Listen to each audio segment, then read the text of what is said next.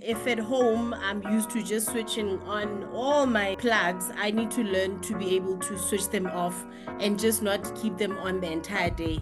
Even the lights, I need to manage that as well, because as having your lights switched on the entire day, it consumes so much of energy. What I've realized with a group that I worked with, it was just quite challenging to grasp, even though they had mostly engineering studies as a background. You look at this training and you think, no, it's simple. I've got maths and science. I can do it as quick as ABC, but it's not. I would like to see more programs such as this one that we have been offering, being offered out there. And mainly to the unemployed youth, and not necessarily not looking into those who don't have maths and science, which is a basic entry for one to qualify for their training. Hi there, my name is Wandile Ntshingila. I'm Nolukhanyo Mpisane. From climate action to clean tech, we are bringing the next generation of leaders into the spotlight, where young voices light up the future. This is Youth in Energy Conversations. Let's spark the conversation.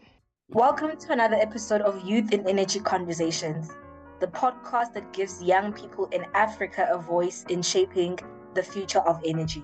We are diving into a powerful story of determination and grit. We're talking about what it means to break into the energy sector without a formal qualification. And trust me, our guest today proves it's not only possible, but impactful. That's right. So whether you're studying, working, or still figuring things out, this conversation is literally for anyone who's passionate about energy, but doesn't necessarily want to follow the traditional path. And our guest today seems to defy all the odds. Kedibone, welcome. We're excited to hear your story today. And to just start us off, could you tell us a bit about your background and where did you get the interest to join the energy space? Firstly, thank you very much for giving me the opportunity to share my journey. I come from an administrative background, which was when I started working in 2003, I think. So I came from that. I did mostly admin, but few years, I think 2 years ago, I started having interest in the energy sector, and mainly because we were working with unemployed youth, and we were also upskilling them with training that has to do with energy efficiency and also solar installation. So my interest started from then, and with my recent opportunity to be also still continuing that journey of being part of the energy sector. This is the way I am currently as well. And it has now ignited where I'm more into being in class than just facilitating. That's how my journey started. And this is where I am now. So there wasn't a specific platform or program that helped you get started? In class, with quite a few learners, I was coordinating, but always in class, and I developed the interest in there.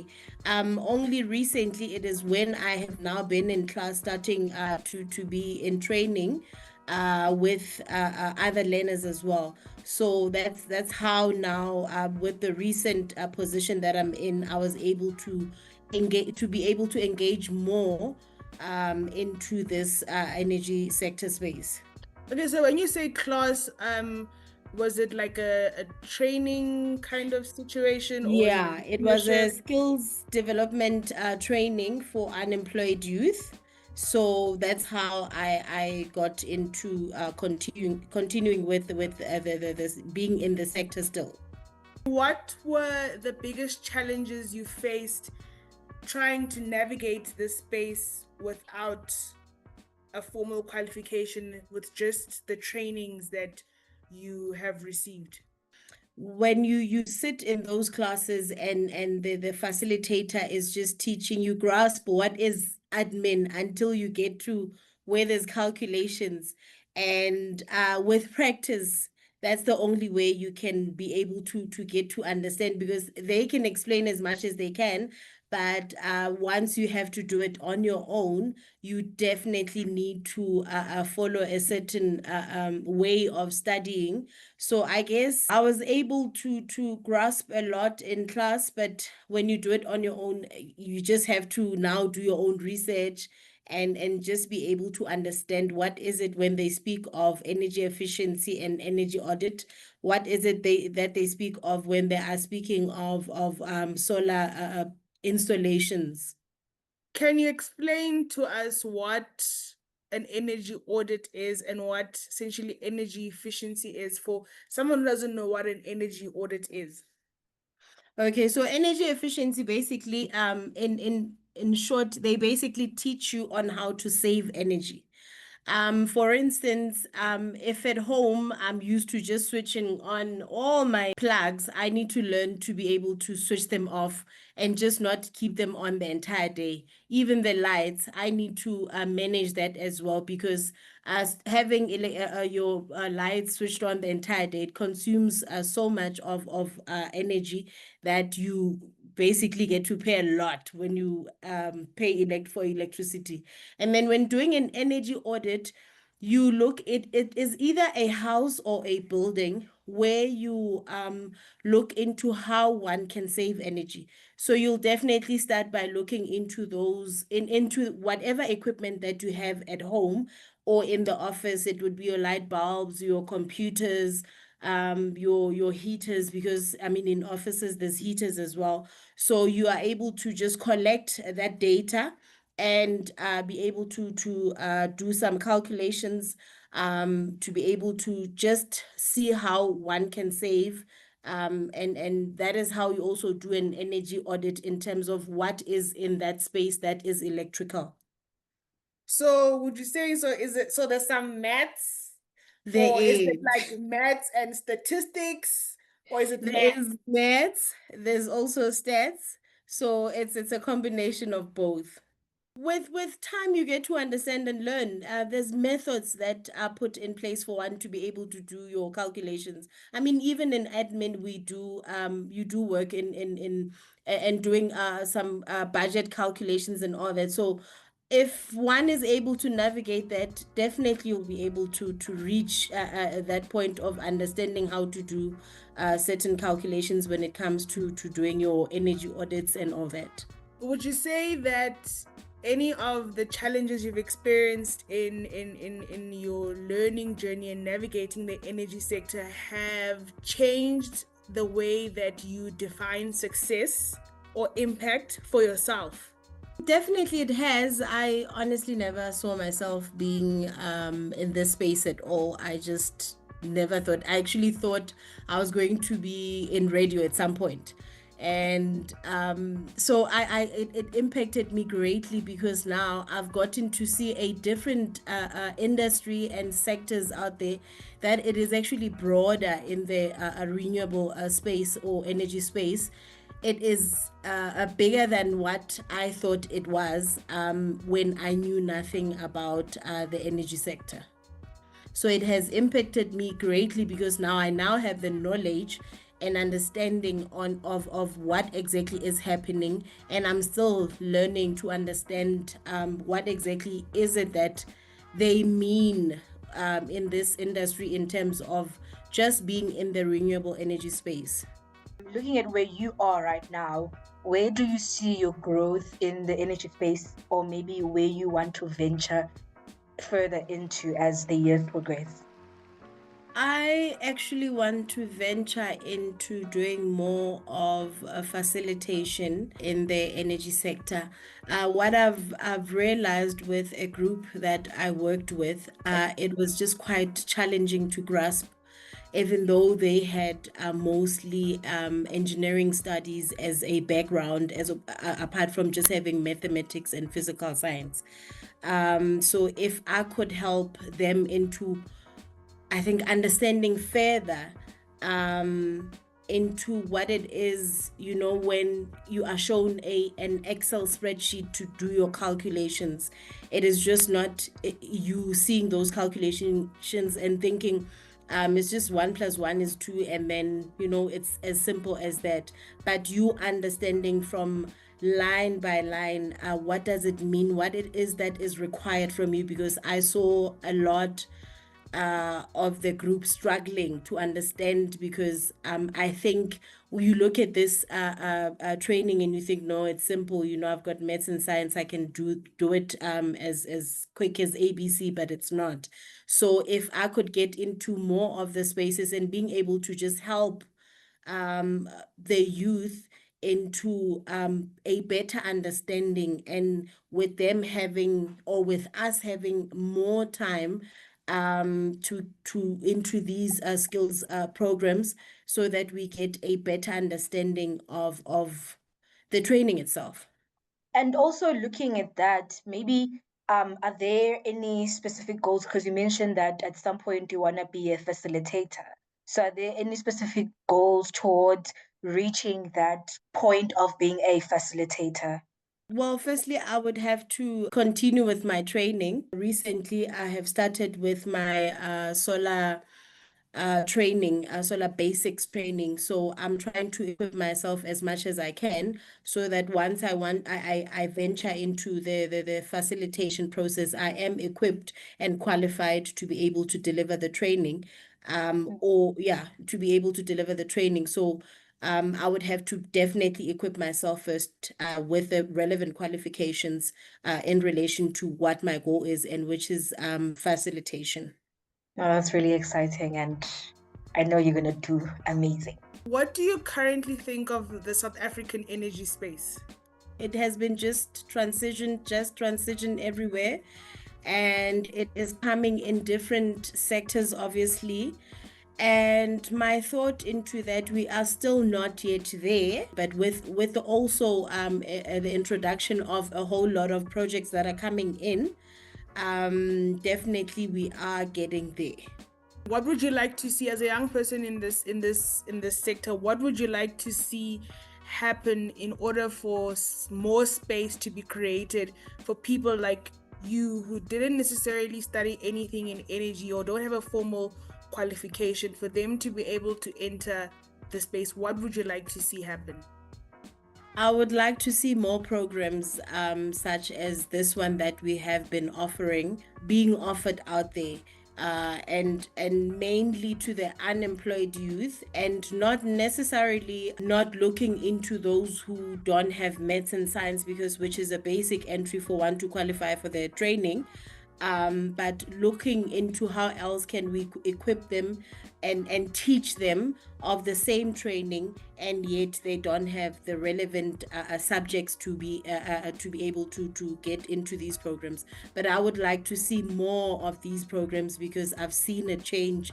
I've seen these programs change the youth's lives, and it has been a great impact, I must say.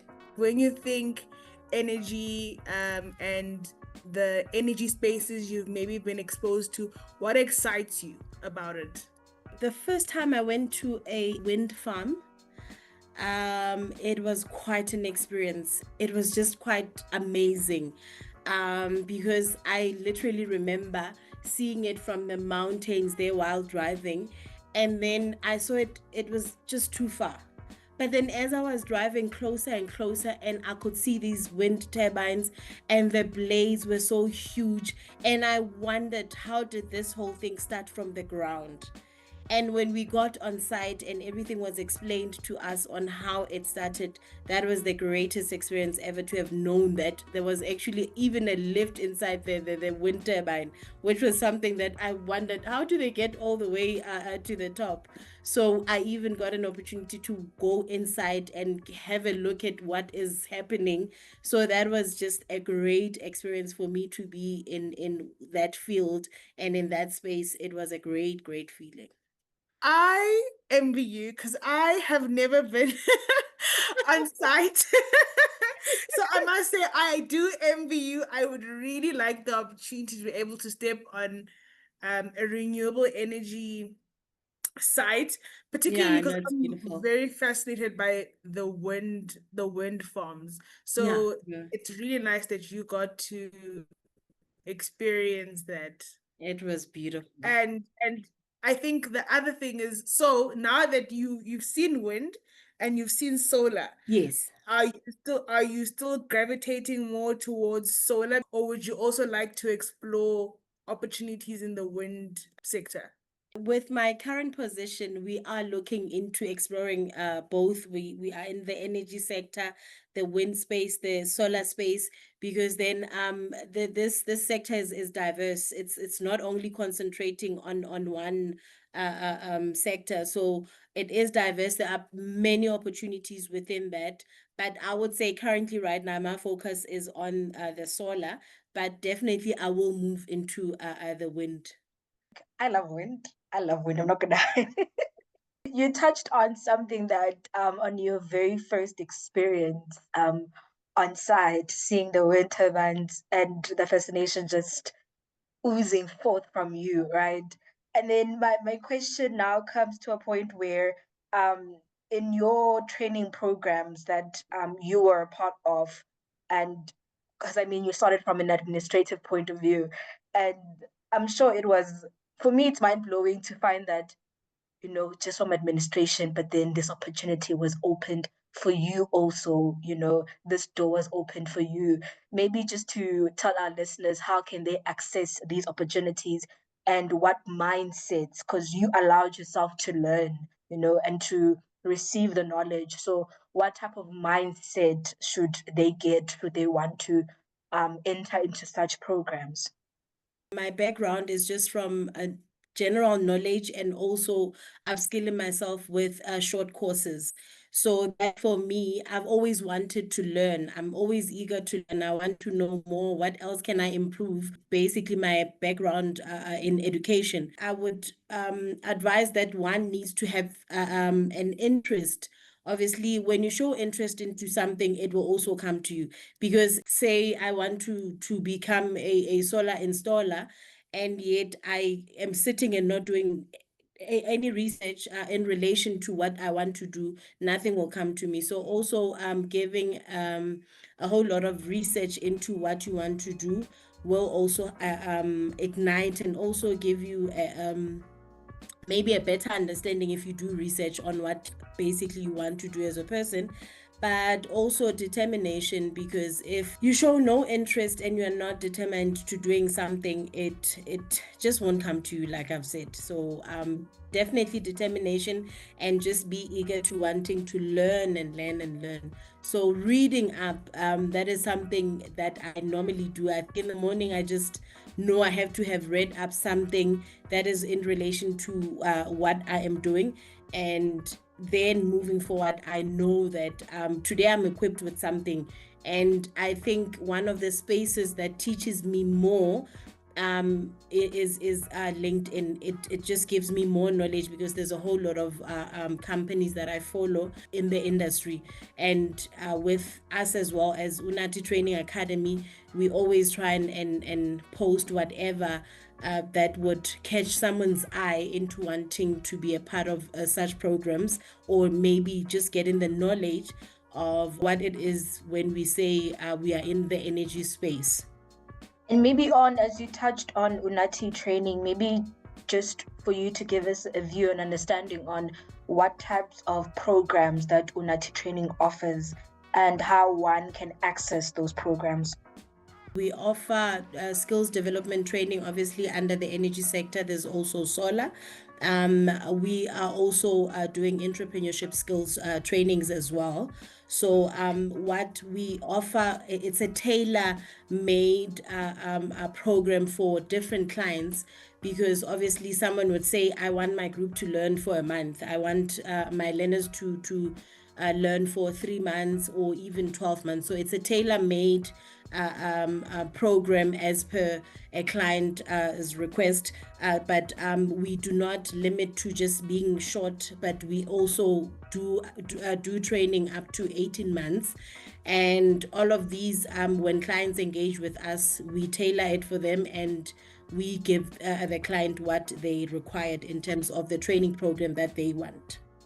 Are there specific areas that you've targeted for the training Actually, our learners were graduating like yesterday. So we were here in Gauteng, just in Alexandra. Have you been exposed to a practical part of being able to implement now the theory that you've learned into practice? From the little that I know that it's different when you study something like from a book, theory wise, and having to implement it. And I think it's good to obviously have the theory because it lays a foundation, but you actually learn a lot more practicing that theory. Yeah, definitely. That is true. So, a theory of it is just being in class, in energy efficiency and energy auditing training. So you are in class, you are equipped with every single, I would say, equipment that you need for you to be able to now get to the next stage, which is energy auditing. So there is a practical theory of that in our training as well that we offer, and also in the solar training as well. There's theory, there's also practicals in that as well. What advice would you give to your younger self? My younger self would have wished that I had such opportunities then, and my younger self would have wished that funds were easily accessible for one to have traveled this journey earlier. But one thing I've told myself, it is just never too late to learn, because everything that I've done, it just has been through my pushing myself to just knowing and just having the interest. I mean, with typing on a computer, I learned by my sister bringing work to home, and she would just say practice, and then she'd just review my work and she'd be okay, next weekend I got the grasp, and I now got a certificate for it at some point when I had started working. So my younger self would have done more of studying than only getting to do short courses. But unfortunately, funds were just something that was not easy to access. So yeah, my younger self would have definitely gone back to school after matric. And one never stops learning. You're always learning, be it via short courses, be it on the job. So it's time for our lightning moment game. Basically, we'll ask you a few rapid questions, and then your response should be the first thing that comes into mind. Okay. So don't hold back. Yeah, don't hold back. Okay. So what's the most underrated skill in the energy sector? Underrated. I would say energy efficiency and energy audit. And what has been the most powerful moment in your energy journey so far? Powerful moment is that highlight that I spoke of, seeing a wind turbine. So if you had to describe the youth of South Africa in one word, what would it be? Once again, great comes to mind. And what is your personal motto in just one sentence? Always dream big. I love it. Seize the moment. Dream big. Go for it. Yes. Thank you so much, Kedibone, for sharing your journey with us. Your story is a reminder that the path into the energy space doesn't look one way. It's a reminder to always go for what you want and to never stop learning. And just like that, that's a wrap on today's episode. But the energy doesn't stop here. Don't forget to follow, share, and leave a review. Until next time, stay connected and keep it real. This is Youth in Energy Conversations.